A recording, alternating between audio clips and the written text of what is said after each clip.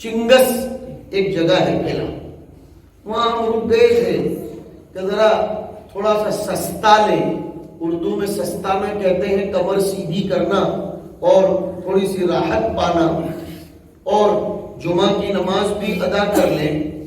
وہاں میں نے سرائے دیکھے، عجیب عجیب قسم کے کمرے۔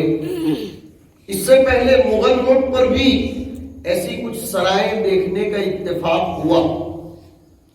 میں بیٹھے بیٹھے غور کر رہا تھا، وہ تو ٹھیک ہے کہ باہر محکمے والوں نے اور یہ آثار قدیمہ کے لوگوں نے کوئی بورڈ لگا رکھا ہے، ورنہ اتنا بڑا وہ سرائے ہے کہ ہمارے ساتھیوں میں سے ایک نے تو ماشاءاللہ ان کی نیک نیتی ہے، انہوں نے کہا اسی انداز کا مدرسہ بنانا چاہیے۔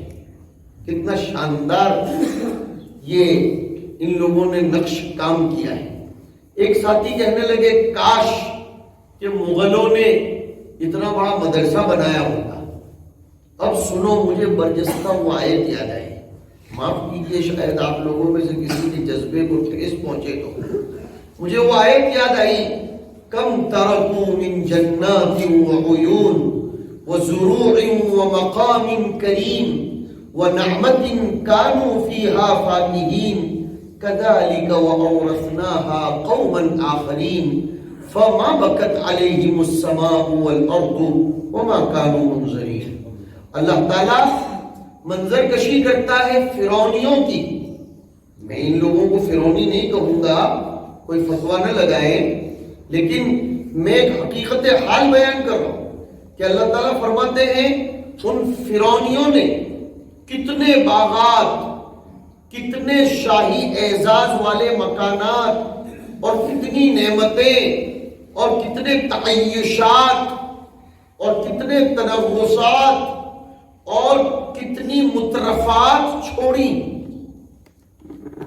لیکن نہ اس سے ان کی نسلیں فائدہ اٹھا سکیں اور نہ ہی ان کا نام رہ سکا۔ فما بکت علیہم السماء والارض وما كانوا منظرین۔ میرے بھائیوں، وجہ کیا ہے؟ ان مغل بادشاہوں میں سے اکثر نے یہ جتنی تعمیرات ہیں وہ امت کے لیے نہیں بنائی تھی۔ یہ باریک نکتہ ہے، وہ انہوں نے صرف اپنے لیے، کہ جب ہم سالانہ یہاں سے گزرا کریں گے، وہاں لکھا ہوا ہے، وہاں بورڈ پر لکھا ہے کہ وہ لوگ سالانہ یہاں سے جب کشمیر کی سیر پر جاتے تھے تو وہاں رکتے تھے۔ انہوں نے اپنے نفع کے لیے کام کیا۔ اللہ رب العزت نے ایسے کئی آثار قدیمہ کو کھنڈرات کی شکل میں بدل دیا۔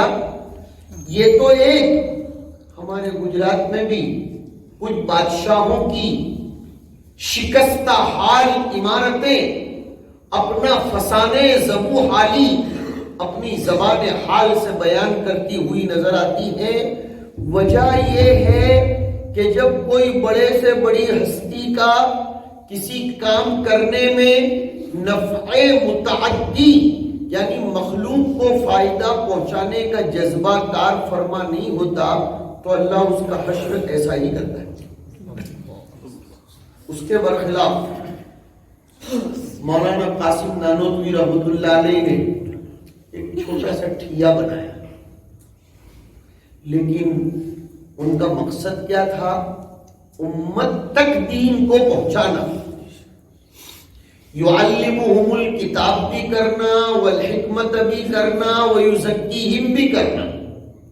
تو اللہ پاک نے اس دارالعلوم دیوبند سے خانقاہوں کو نشأت ثانیہ دینے والے افراد بھی پیدا کیے اور دار التفسیر نہیں دیار التفسیر قائم کرنے والے افراد بھی پیدا کیے، اور کتنے دیار الحدیث قائم کرنے والے افراد مادی بھی پیدا کیے، معنوی بھی پیدا کیے۔ مادی کا مطلب کئی افراد ایسے ہیں جو کہتے ہیں ہماری طرف سے دار الحدیث بنانا، ہماری طرف سے دار القرآن بنانا، ہماری طرف سے خانقاہ کے اتنے کمرے بنا ڈالا۔ وجہ کیا ہے؟ انہوں نے نفع متعدی کے لیے کام کیا تھا۔ تو میں ابھی کی اس نشست میں یہ لگے ہاتھ بات آ گئی تو یہ پیغام دینا چاہتا ہوں کہ میری اور آپ کی زندگی اپنے نفع کی حد تک سیمت، محدود اور لمیٹیڈ نہیں ہونی چاہیے۔ ہم جیے تو دوسروں کے لیے جیے۔ کیا فائدہ ہوگا سناؤ، خوش ہو جائیں گے آپ۔ کیا فائدہ ہوگا؟ حدیث شریف میں آتا ہے واللہ فی عون العبد ما کان العبد فی عون اخیہ۔ یہ درس حدیث بھی ہے، اس کا ایک عنوان، تو میں حدیث بھی کچھ سناتا جا رہا ہوں کہ اللہ خود بندے کی مدد میں لگ جاتا ہے جب تک کہ وہ بندہ اپنے بھائی کی مدد میں لگتا ہے۔ اب ذرا تقابل دیکھو، تھوڑی توجہ دو، ادھر توجہ دو۔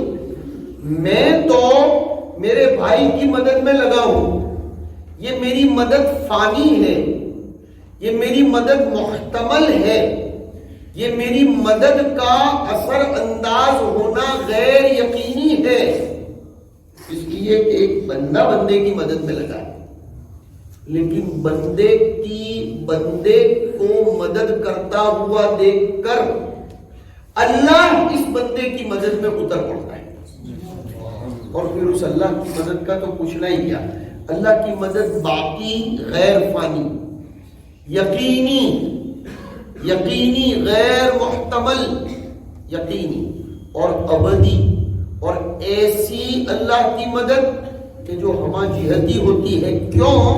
محدثین نے اس میں پتے کی بات لکھی کہ بندہ بندے کی مدد کوئی مخصوص میدان میں کرے گا، اس لیے کہ بندے کی سکت اور استطاعت محدود، لیکن جب اللہ اس بندے کی مدد کرے گا تو اللہ کی طاقت غیر محدود، لہذا اللہ ہمہ جہتی مدد کرے گا اس بندے کی جو دوسرے بندے کی مدد میں لگ جاتا ہے۔